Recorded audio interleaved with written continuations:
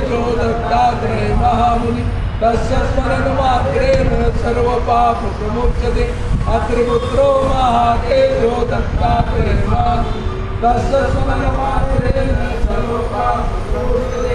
अत्रिपुत्रो महातेजो दत्तात्रेय तस्य स्मरणमात्रेण सर्व पाप प्रमुच्यते।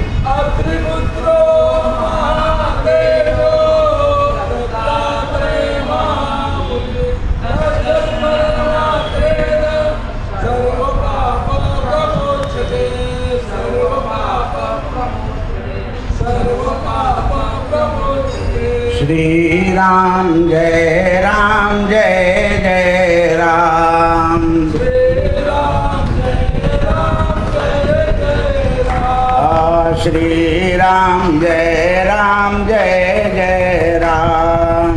श्री राम जय जय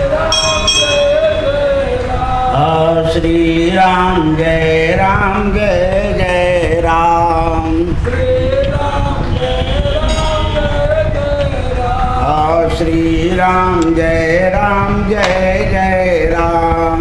श्री राम जय जय।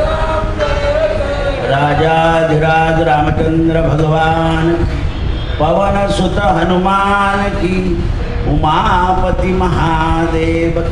नमः पार्वती पतये हर हर महादेव। सीताकांत स्मरण जय जय राम। जय जय रघुवीर समर। निवृत्ती ज्ञानदेव सोपान मुक्ताबाई एकनाथ नामदेव तुकाराम।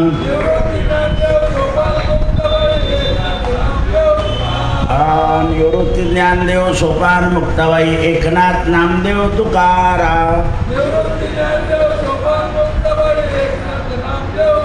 नमः पार्वती पतये हर हर महादेव।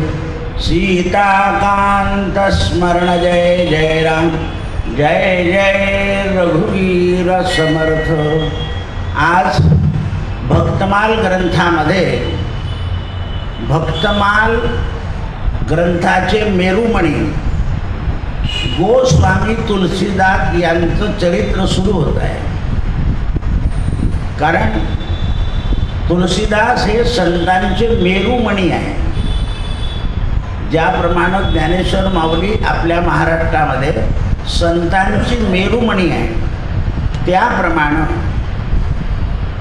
कलिकालामध्ये कपटी प्राण्यांचा उद्धार करण्याकरता परमेश्वरानं आदिकवी वाल्मिक ऋषी यांच्या रूपात तुलसीदासांना पाठवलं आहे की जे लोक जन्मभर छल कपट या वृत्तीनं आपलं मानवी जीवन घालवतात, अशा छल कपट करणाऱ्या लोकांना सुद्धा कलियुगामध्ये तुलसीदासांनी आपल्या वाङ्मयानं तुलसी रामायणाच्या कथेनं दृष्ट लोकांचा सुद्धा उद्धार करायला मार्ग दाखवलेला आहे।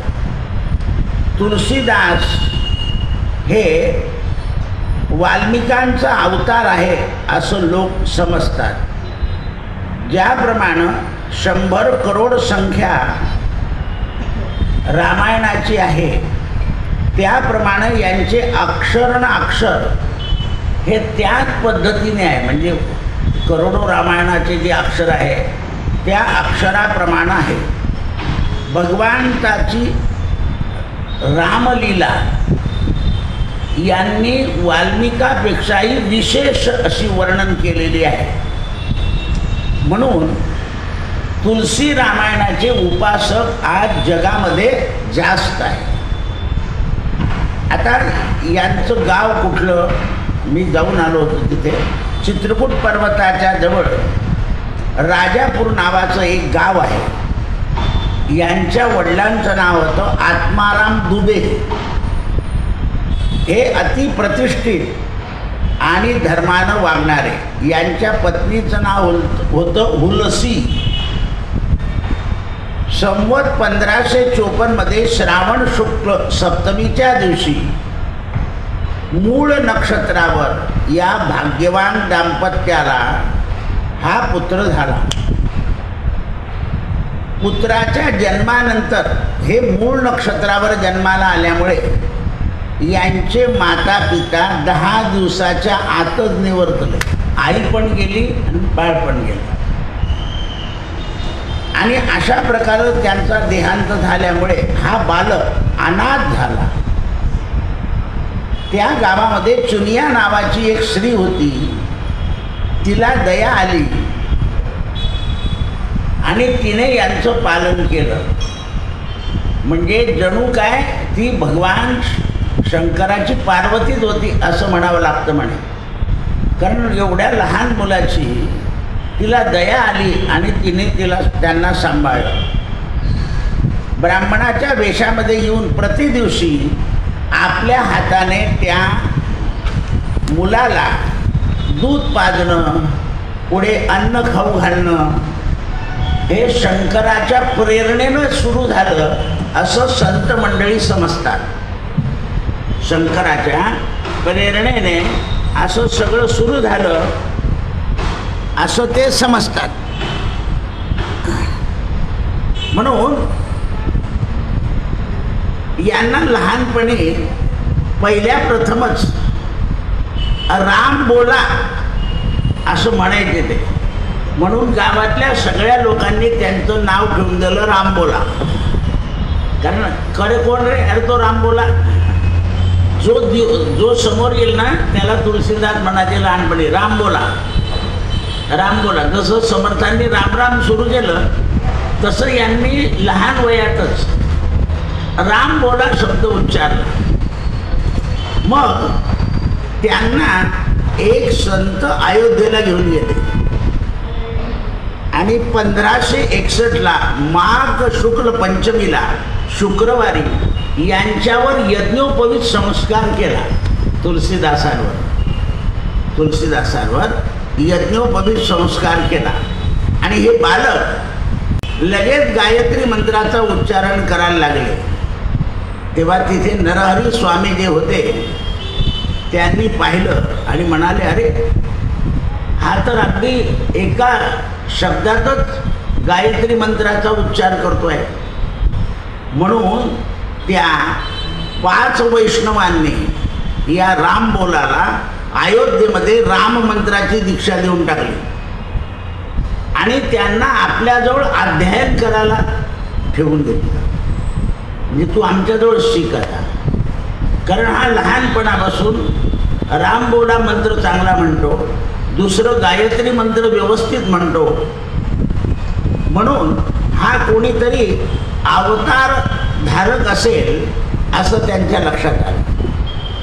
काही दिवस विद्याध्ययन केल्यानंतर गुरु आणि शिष्य सुकर क्षेत्रात गेले. सुकर म्हणजे वराह भगवान जिथे प्रगट झाले. हे वृंदावनापासून साधारणतः 30 ते 40 किलोमीटरवर आहे आणि लखनौपासून 50 किलोमीटर आहे आणि काशीपासून 100 किलोमीटरवर हे क्षेत्र आहे, सुकर क्षेत्र.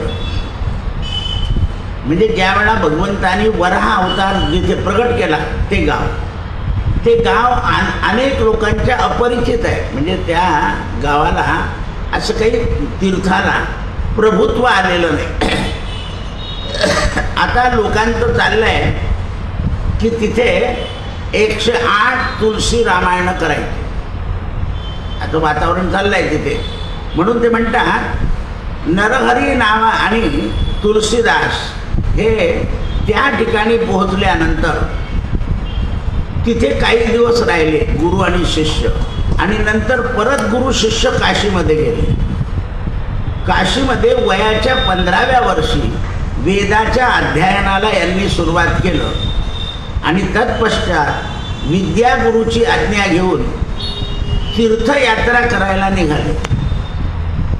विधीपूर्वक आपल्या गावाला परत आले आणि माता पित्यांचं श्राद्ध केलं. पहा, 10 दिवसाच्या आत आई वडील गेलेल्या माणसाचं तुलसीदासांनी आपल्या गावाला येऊन विधिवत श्राद्ध केलंय. कारण त्यांचं कोणतंच कर्म झालं नव्हतं, अंत्येष्टी कर्मही झालेलं नव्हतं. कोण करणार अंत्येष्टी कर्म? लहान मुलगा होता. म्हणून यांनी विधिवत श्राद्ध केलं आणि सगळ्या लोकांना रामकथा वाल्मिकी रामायणाची सांगितली आपल्या श्राद्धाच्या दिवशी, वडिलांच्या श्राद्धाच्या दिवशी. ती इतकी सुंदर सांगितले गेले की सगळ्या लोकांनी सांगितलं की अरे तू काही लिखाण कर. मग गावातल्या लोकांनी त्यांना आपल्या गावाच्या बाहेर पडू नये अशी आज्ञा केली. तुलसीदासांचं रामायणाचं प्रवचन ऐकून त्या गावामध्ये भारद्वाज गोत्राचे एक ब्राह्मण होते. त्यांनी असं ठरवलं की याला आपली मुलगी देऊन टाकावी. म्हणून 1583ला ज्येष्ठ शुद्ध त्रयोदशीला यांचा विवाह झाला. सुखपूर्वक आपल्या नवविवाहित वधूबरोबर ते राहू लागले. एक वेळा त्या स्त्रीनं वडील गेल्यानंतर तिचे भाऊ लांबच्या गावाला राहत असत. म्हणून तिने हट्ट केला की मला माहेरी जायचं आहे. म्हणून त्या माहेरी गेल्या. आपल्याला कथा माहिती आहे की ते लगेच रात्री तिथे जाऊन पोहोचले आणि एका सर्पाला धरून वरती चढून गेले. त्यावेळेला त्या स्त्रीने सांगितलं की काय तुम्ही असं आहे, एक दिवसही राहू शकत नाही. एवढी जर तुमच्यामध्ये तन्मयता आहे कामाची तर एवढी धर्माची केली तर देव तुम्हाला प्राप्त होईल. एवढा शब्द ऐकला आणि तिथून जे निघाले आणि काशीला येऊन संसाराचा त्याग करून टाकला. जसं विठ्ठलपंतांनी आईला रुक्मिणीला सांगितलं मी चालला जाईल जा, त्याप्रमाणे हे निघून गेले. खरं म्हणजे सगळ्या गोष्टी कशा निमित्त मात्र ठरल्या. तुलसीदासांना शब्द लागल्यामुळे एका क्षणामधून निघाले आणि गृहस्थाश्रमाचा परित्याग करून साधू वेश केला आणि पुन्हा तीर्थाटन केलं. जवळ जेवढे तीर्थ होते तेवढे केले आणि पुन्हा काशीला येऊन उभे राहिले. काशीमध्ये तुलसीदासांनी रामकथा सांगायला सुरुवात केली. रामकथा सांगायला सुरुवात केली आणि काशीमध्ये त्यांच्या रामकथेला अतिप्रतिसाद मिळाला. त्यामुळे ते सारखं रात्रंदिवस मारुती मंदिरामध्ये रामकथा सांगायची. काशीमध्ये या मारुती मंदिरावरून झाले की त्या मारुती मंदिरावर, त्या मारुती मंदिरात झाले की त्या मंदिरामध्ये यांची रामकथा अतिसुरक आहे असं हनुमंताला कळालं. हे हनुमंताचा पाठ टाकून बसायचे आणि हनुमान वेश पालटून यांची कथा ऐकायला येत. त्यामुळे एक दिवशी यांना एक सवय होती. प्रातर्विधीला गेले की प्रातर्विधीचं उरलेलं पाणी एका दगडावर टाकून देण्याचं. असं टाकता टाकता बरेच दिवस झाले आणि तिथे तो प्रेतात्मा होता तो उभा राहिला आणि म्हणाला तुलसीदासा बोल तुझी काय इच्छा आहे. म्हणे मला राम भेटी झाली पाहिजे. म्हणे मी पिशाच आहे, मला तुला राम भेटी करून देता येणार नाही, पण राम भेटीचा मार्ग दाखवता येईल. म्हणे काय दाखवतं. तू जेव्हा रामायण करतो मारुती मंदिरामध्ये तेव्हा एक मनुष्य येतो. तो सगळ्यांच्या आधी येतो आणि सगळ्यांच्या नंतर जातो. तो मनुष्य नाही आहे, तो मारुती आहे. तू त्याचे पाय धर म्हणजे तुझं पुढचं काम होऊन जाईल असं प्रेतात्म्याने सांगितलं. म्हणून मारुती पुढे भूत प्रेत पिशाच निकट नाही आवे, महावीर जब नाम सुनावे. सकल मनोकामना करणारे लोक. आता तुम्ही तर मारुतीचे फोटो घरात ठेवायचे म्हणजे पोरांचे लग्न होते म्हणून मारुतीचे फोटो दिले टाकले. अशी बावळट प्रजा आहे आपली. सरळ सांगतात ते नाग असला तर नवरा धुसफूस करतो, महादेवाचे नाक काढून टाकले, फोटो काढून बाप आई बद्धू आले ते म्हणून पालथे मारून ठेवले. अज्ञान आहे. काही झालं तरी आई वडील मुलांना अपशब्द बोलत नाही, आणि ते जरी संतापात बोलले तरी ते मुलांचं नुकसान नाही होत. आई वडील आणि शिक्षक हे माणसाला बोललेच पाहिजे, त्याच्याशिवाय माणसाच्या अंगी विद्येचं बल वाढत नाही किंवा विद्येची जिज्ञासा येत नाही. म्हणून हनुमंतराय हे उपासक बुद्धिमतां वरिष्ठम.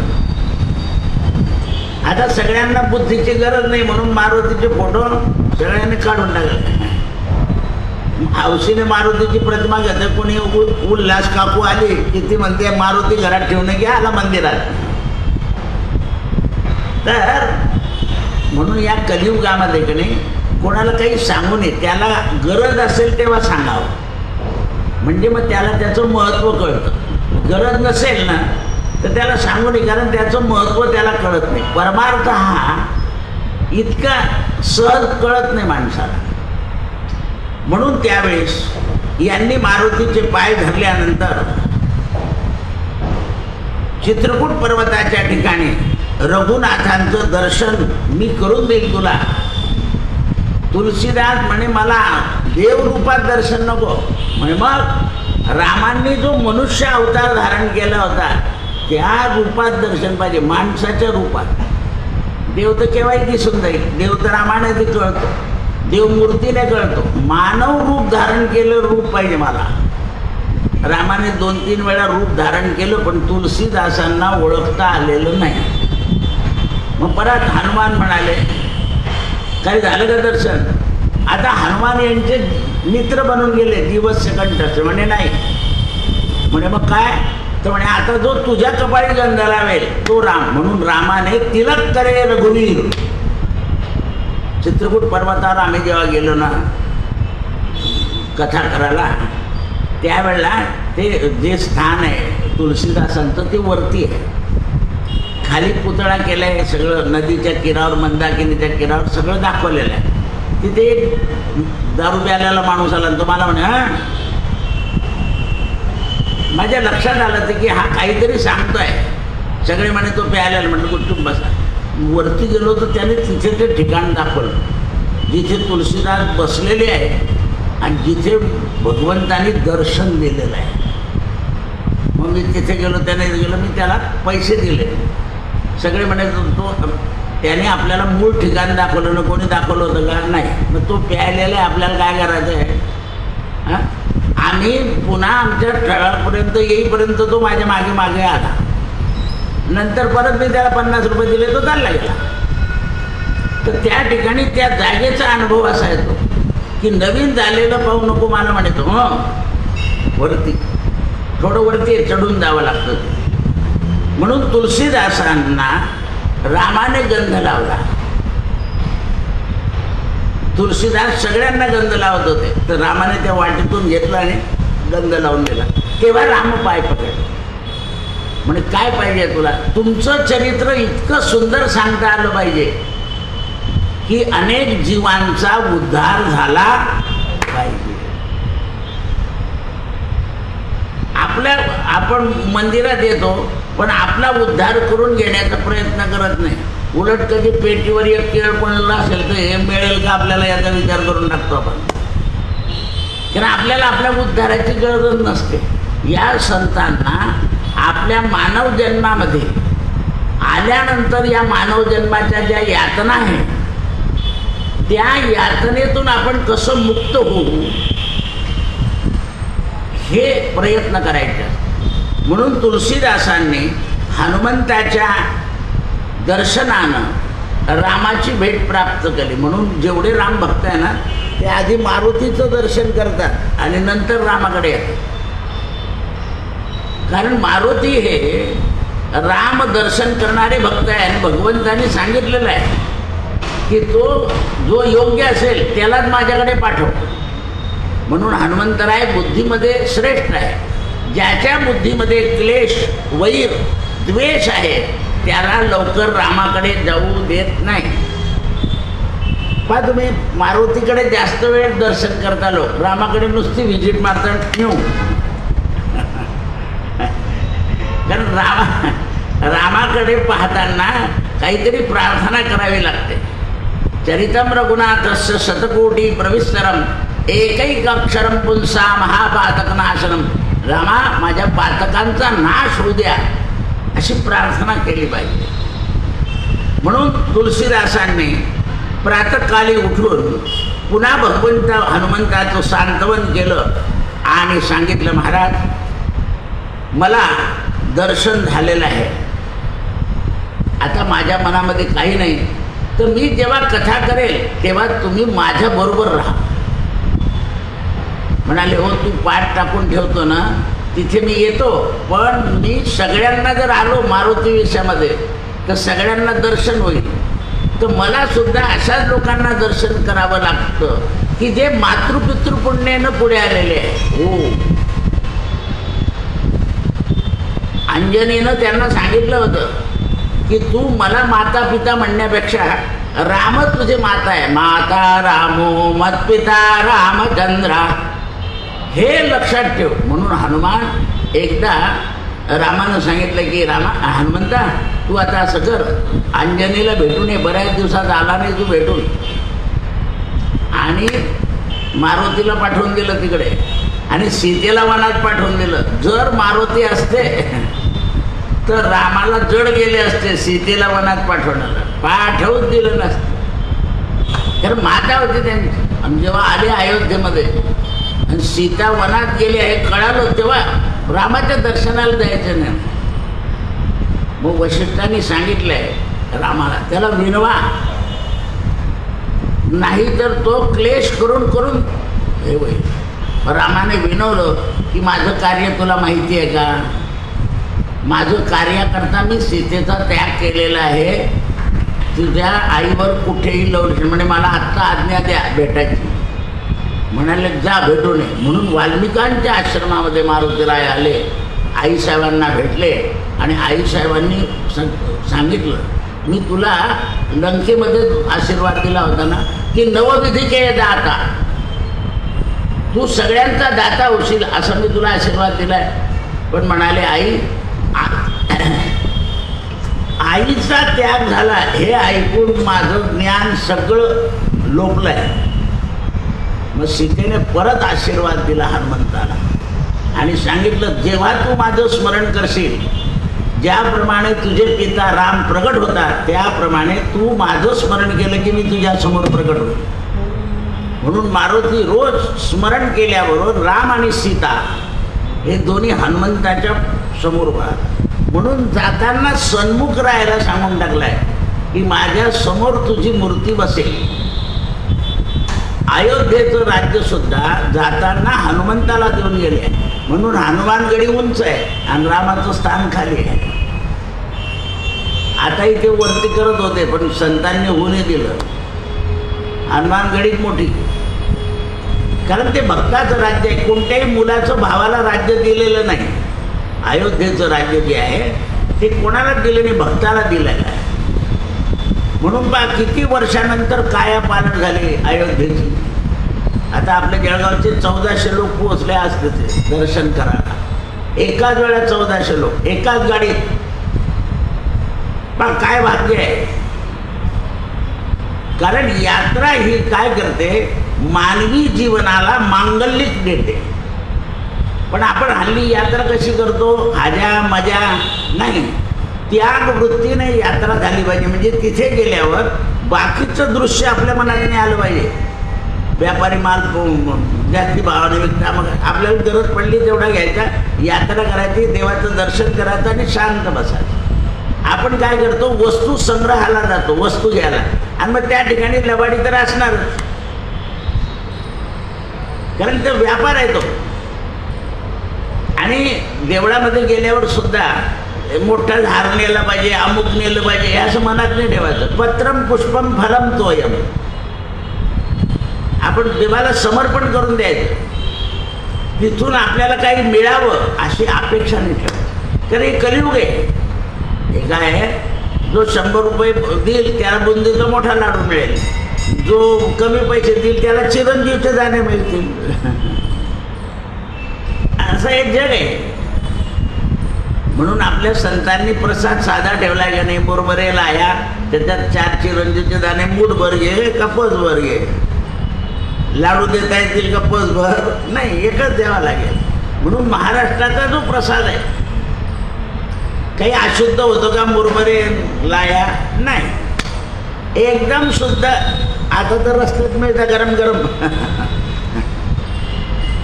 गरम मिळतं बिलकुल. पण आपल्याला काय आवडतं? बुंदीचा लाडू. असं आहे ईश्वराचा. आता फळं सुद्धा ना खराब झाले, चांगले राहिले नाही, फक्त तेवढंच राहिलं आहे लाह्या आणि मुरमुरे. याच्यात काही अजून भेसळ मग तो घेतला काहीच नाही. आता पंढरपूरलाही लाडू सुरू आहेत. सरकारच्या ताब्यात गेल्यामुळे 420पणा सुरू होऊन गेला लाडूचा.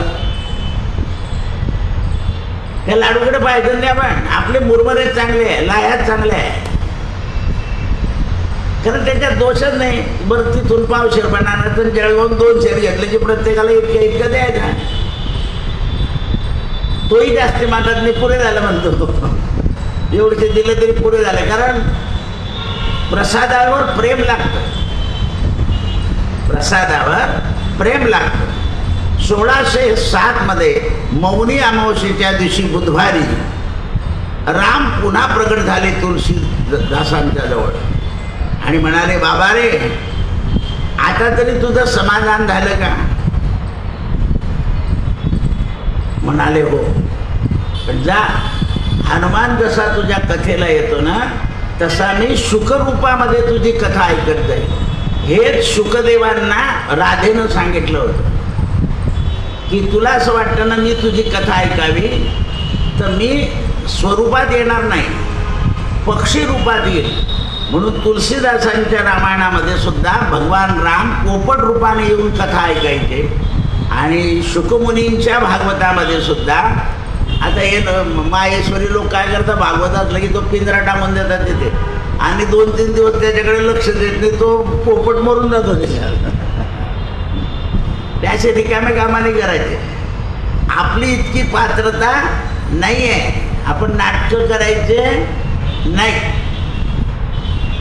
आणि कोणत्याही पोपटाला पिंजऱ्यात ठेवायचं रिकामं काम नाही करायचं. तुम्ही त्याला पिंजऱ्यात ठेवला की पोरांनी तुम्हाला वृद्धाश्रमात टाकलंच समजा. भलतेच बडबड करताय घरी, जा तिथे. तरी कामाने काम करू. त्या पक्ष्यांचा यांचा आनंद घ्यावा बाहेरून. आपल्या जळगावला एक चिवडा विकणारा होता पूर्वी, तो त्याच्या याच्यावर माकड बसायचा, आठवलं ना? त्या माकडाने त्या म्हाताऱ्याला मारलं. असं त्यांना गुलाम बनवू नये. हे जे प्राणी आहेत ना, यांना गुलाम नाही करत, यांना स्वच्छंदाने राहू द्या. त्यांना तुम्ही बंदिस्त केलं म्हणजे त्यांचं जे जीवन आहे ना ते तुम्ही बांधून टाकलं. जीवन बांधायचं नाही. सर्कसवाल्यांचं सुद्धा शेवटी तसं होतं, चालते चालते आणि नंतर सगळा बंद होऊन जातो सर्कसचा. भिकारी होऊन जातो तो सर्कसचा मूळ माणूस. सगळे लोक पैसे घेऊन निघून जातात, सामान कसं तरी विकावा लागतो, नुकसानीत जातो, कारण पशूंवर पोट भरलेलं असतं आणि त्यांना बंदिस्त करतो आपण. त्यांना मुक्त राहू द्यावं, कारण ईश्वरानं त्यांना मुक्त जीवन केलेलं आहे. बंधनात फक्त माणसाला ठेवलेलं आहे. मनुष्य कामाच्या मोहाने बांधला जातो, स्नेहाने बांधला जातो. आज सकाळी सरांना मी सांगितलं की समुद्र वसने देवी पृथ्वी पर्वत स्तनमंडले. आपण सगळ्या पर्वतावरची झाडं झुडपं तोडून टाकली, त्यामुळे ते ढग आतृप्त राहतात, एका ठिकाणी पडून जातात. हे पर्वत काय करतात, हिरवेगार असले झाडं झुडपाने की मेघांना आपल्याकडे आकर्षित करतात. वसुंधरा म्हणजे पृथ्वी जी आहे ती झाडं झुडपांनी हिरवीगार दिसली म्हणजे पर्जन्य चांगला पडतो. हे जे खालची आपली हिरवळ आहे ही त्यांना दिसत नाही, त्यांना मोठे मोठे झाडं लागतात. म्हणून प्रत्येक भागात पर्वत आहे आणि पर्वतावर झाडं असली की ते मेघ आकर्षित होतात. म्हणून समुद्र वसने देवी पृथ्वी पर्वत स्तनमंडले. पर्वत हे पृथ्वीचे स्तन आहे आणि मेघ त्यांना आकर्षित होतात आणि म्हणून पर्जन्य पडतो. म्हणून त्या चित्रकूटाच्या ठिकाणी तुलसीदासांनी रामाच्या चरणावर मस्तक ठेवलं आणि भगवान अंतर्धान पाळले. पुढे 1628 मध्ये हनुमंताच्या आज्ञेनं ते अयोध्येत आले. त्यावेळा प्रयागाला मोठा मेळा होता. काही दिवस तिथे गेले आणि पुढे प्रयागाला एका वटवृक्षाच्या खाली त्यांना भारद्वाज आणि याज्ञवल्क मुनींचं दर्शन झालं. आपण गेलो होतो बा प्रयागाला याज्ञवल्क्यांच्या आश्रमामध्ये. तिथे दर्शन झालं आणि याज्ञवल्क्यांनी तुलसीदासाला सांगितलं की तू हे रामायण सुकर क्षेत्रामध्ये तुझ्या गुरुला सांग, म्हणजे ते इतकं पुण्यप्रद होईल आणि ते तुझे गुरु प्रसन्न झाले की मग तू काशीला ये. म्हणून हे आपल्या गुरुला घेऊन आपल्या त्या सुकर क्षेत्राच्या ठिकाणी गेले. तिथे गुरुला भागवत सांगितलं आणि गुरुने त्यांना सांगितलं की आपण चल प्रल्हाद घाटावर एका ब्राह्मणाच्या घरी राहू आणि तिथे कवित्व करू. म्हणून वाल्मिकी रामायण वाचायचं आणि त्याच्यावरून हे दोहे तयार करायचे. तुलसीदासांना हे रामायण करताना विरोध होऊ लागला. तुलसीदासांनी भराभर काशीच्या घाटावर या दोह्यांची निर्मिती केली आणि आपलं रामायण शंकराच्या जवळ ठेवलं गेलं पाहिजे. कारण राम हे शंकर हे रामप्रिय आहे. शंकराला सगळ्यामध्ये काय आवडतं तर राम शब्द आवडतो. म्हणून शंकराच्या मंदिरामध्ये लोक बिल्वपत्रावर राम शब्द लिहून शंकराला समर्पण करतात. सगळ्यात प्रिय सगळ्या जेवढ्या वस्तू आहे त्याच्यापेक्षाही भगवान शंकराला राम मंत्र प्रिय आहे. श्रीराम नाही, नुसता राम. म्हणून त्यावेळेस यांनी ते आपलं ग्रंथ तयार केलं आणि एक दिवशी भगवान शंकरानं सांगितलं की तू ग्रंथ घेऊन काशीच्या मंदिरात ये. आता त्यावेळेस नेमके विद्वान लोक आले होते. ते म्हणे अरे तुझं संस्कृत ग्रंथ नाही आहे, हिंदी ग्रंथ आहे, दोहे आहे, याला काही श्रेष्ठत्व नाही. मग म्हणे तुम्ही तुमचे ग्रंथ वरती ठेवा आणि माझा ग्रंथ खाली ठेवा. ठरलं. रात्री शंकराचं मंदिर शयन केल्यावर बंद झालं. तो तुलसीदासांनी एक पान असं कोरं ठेवलं होतं तिथे. तर त्याच्यावर आशीर्वाद आणि शंकर शब्द लिहून आला रात्रीतून. सकाळी उठल्यावर पाहिलं तर तुलसी रामायण वरती उघडलेलं आणि त्याच्यावर शब्द. सगळ्यांनी तुलसीदासाचा जय जयकार केला आणि त्या दिवसापासून आज तागायतपर्यंत तुलसी रामायण हे श्रेष्ठ ठरलं. कारण कलियुगातल्या अनुकूल काळाला सगळ्या गोष्टी समजावून सांगितल्या आहे. आता तर तुलसी रामायण मराठीत सुद्धा निघालं, इंग्रजीमध्ये निघालं, दक्षिणेकडच्या भाषेत निघालं, आता उर्दूत निघालं. म्हणून ते म्हणतात 1631 मध्ये यांनी प्रारंभ केला रामनवमीच्या दिवशी. त्रेतायुगामध्ये रामजन्म झाला त्याप्रमाणे तुलसीदासांनी रामचरित्राची उपासना सुरू केली. 26 दिवसामध्ये ग्रंथ पूर्ण केला. मार्गशीर्ष शुक्ल पक्षामध्ये रामविवाह 7 कांड पूर्ण केले. भगवंताच्या आज्ञेनं तुलसीदास काशीमध्ये राहू लागले आणि त्यांचा एक घाट झाला तुलसी घाट. घाटाचं नाव आहे तुलसी घाट. त्या घाटावर राहिले आणि विश्वनाथाचं दर्शन रोज करायला जायचे. आता यांनी जो रामायण लिहिलं त्याच्यावर 2 शब्द लिहून आले होते, सत्यम शिवम सुंदरम. सत्यम शिवम सुंदरम, सत्यम शिवम सुंदरम हे शब्द काशीच्या मंदिरामध्ये लोकांना ऐकायला यायला लागले. इतकं प्रबल्य वाढलं आणि त्या दिवसापासून सगळ्यांनी तुलसी रामायणाची वंदना सुरू केली, म्हणजे मानाला सुरुवात केली. नाहीतर नाथ महाराजांचं भावार्थ रामायण सुद्धा लोक मानत नव्हते. पण जेव्हा हनुमंताने येऊन सांगितलं, नाथ महाराज रामायण सांगत होते, सांगता सांगता आईसाहेब सीता अशोकवनामध्ये जेव्हा राहत होत्या तेव्हा रावणानं सगळी पांढरी फुलं ठेवली होती. अशोकवन एकदम प्रसन्न ठेवलं होतं त्याने, की सीता प्रसन्न राहिली पाहिजे. नियम असा आहे की स्त्रियांना प्रसन्न ठेवलं पाहिजे. वातावरणात, प्रसन्न वातावरणामध्ये स्त्रियांचे मन हे आनंदित राहतात. धाकाचं वातावरण असावं, पण आदरयुक्त धाक असावा, क्रोधयुक्त धाक नसावा.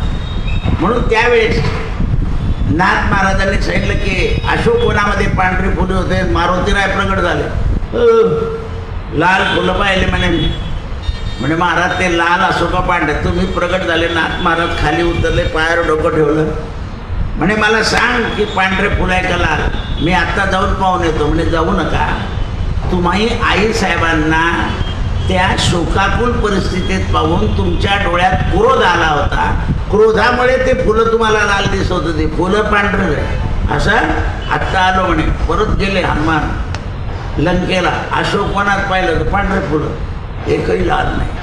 त्या दिवसापासून भावार्थ रामायण डोक्यावर घेतलं गेलं. 2 संतांचे चरित्र आहे बघा. एक तुलसीदासाचं चरित्र, आपण या व्यासपीठावर 3दा भावार्थ रामायण झालं आहे.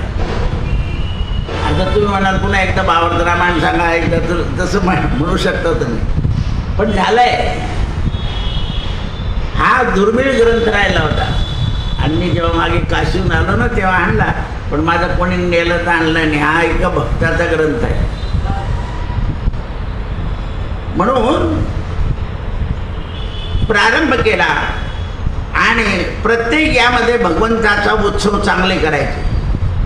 भगवन नामामध्ये त्यांची किती निष्ठा होती याच्याबद्दल एक कथा आहे. एकदा एक ब्राह्मण ज्याचं नाव विप्रचंद्र, याने स्वतः एका ब्राह्मणाची हत्या केली होती.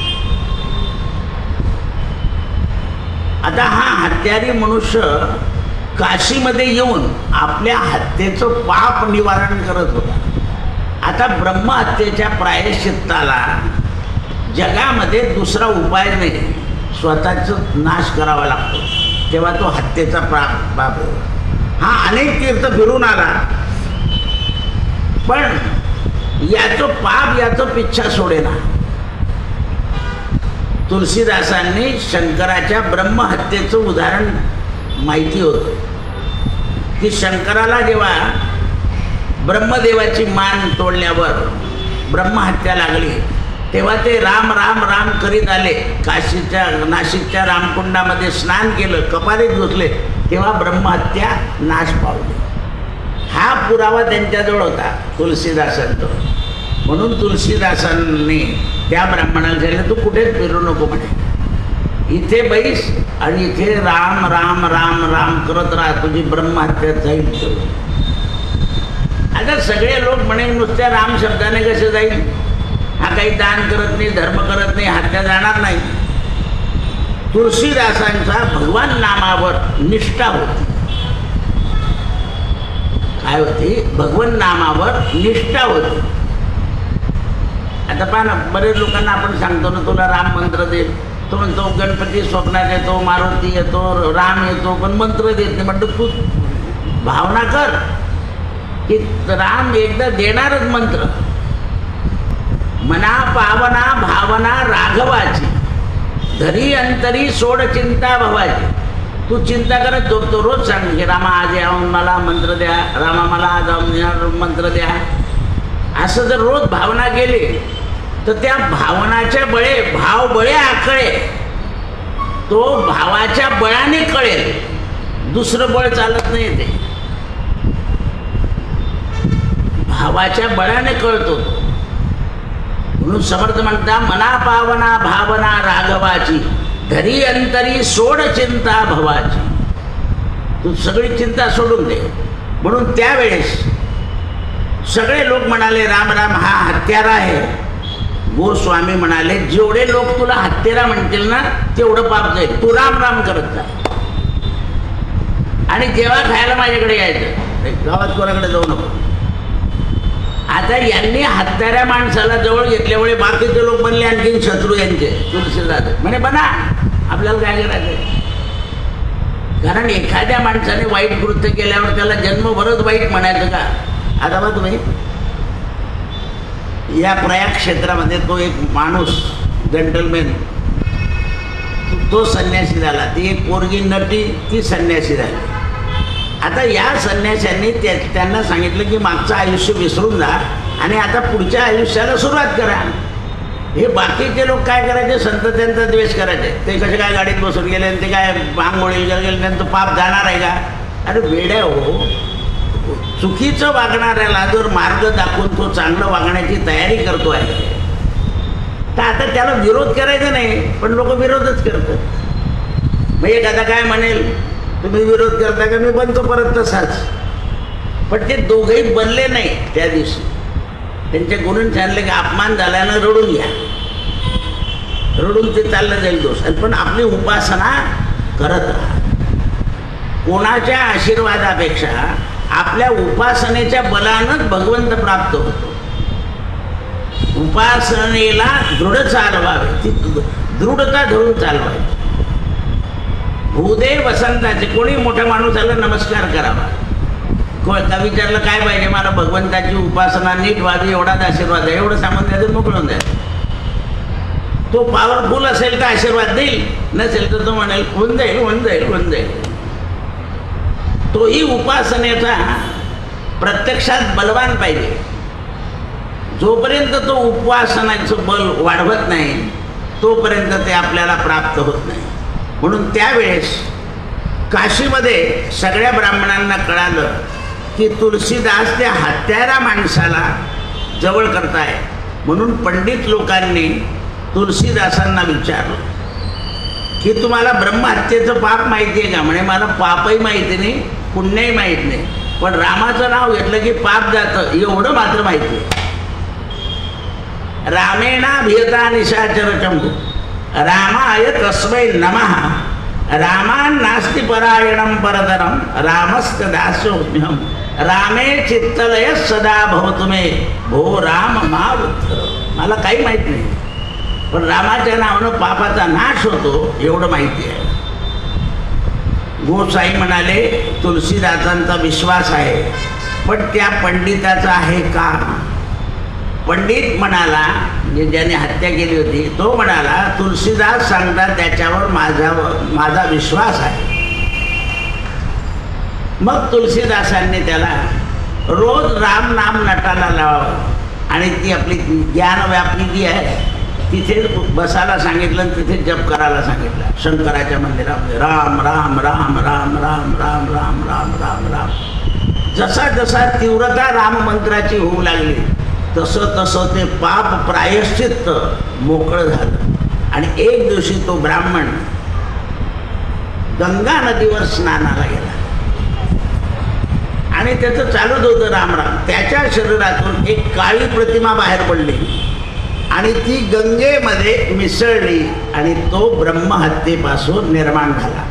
म्हणून काशीला किंवा नाशिकला गुरुजी जर समोर असला आणि आपण त्या गुरुजीला सांगितलं किंवा मला गंगा स्नान करायचं आहे तर तो संकल्प सांगतो. जन्मजन्मांतरेच पाप दुरित क्षयार्थ आदिभौतिक आदिदैविक त्रिविध ताप शमनार्थ काया वाचा मन आणि बुद्धी याच्या क्षालनार्थ मी गंगा स्नान करतो असा तो संकल्प देतो. आणि त्या संकल्पाप्रित्यर्थम गोदान निमित्तार्थम यथाशक्ती दक्षिणा मी दक्षिणा देईल असं केल्यावर तो जेव्हा स्नान करतो संकल्पयुक्त करून तेव्हा सर्वसाधारण श्राद्ध करताना सगळे केस काढायला लावतात. केस काढणं म्हणजे प्रायश्चित्त घेणं आहे की माझे सगळे पाप निरसन हो आणि माझ्या आईवडिलांचं पिंडप्रदान चांगलं हो.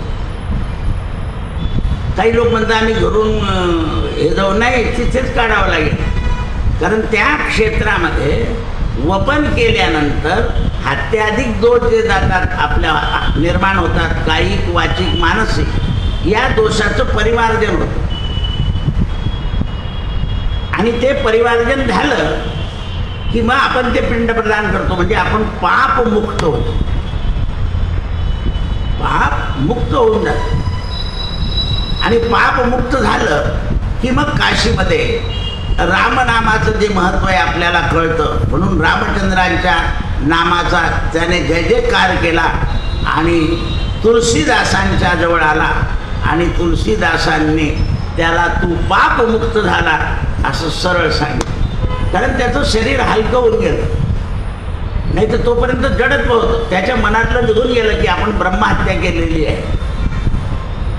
म्हणून काशीमध्ये स्नान केल्यानं ब्रह्महत्या अधिक दोष हे सगळे नष्ट होतात.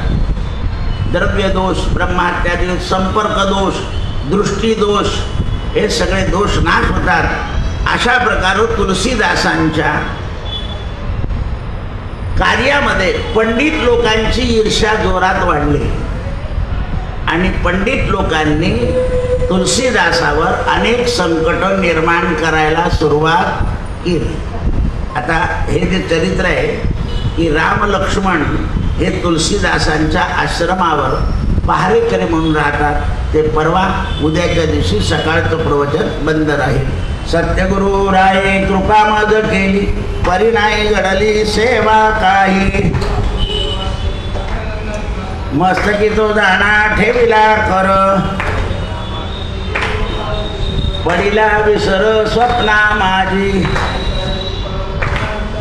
म्हणून या काय त्वरा झाली,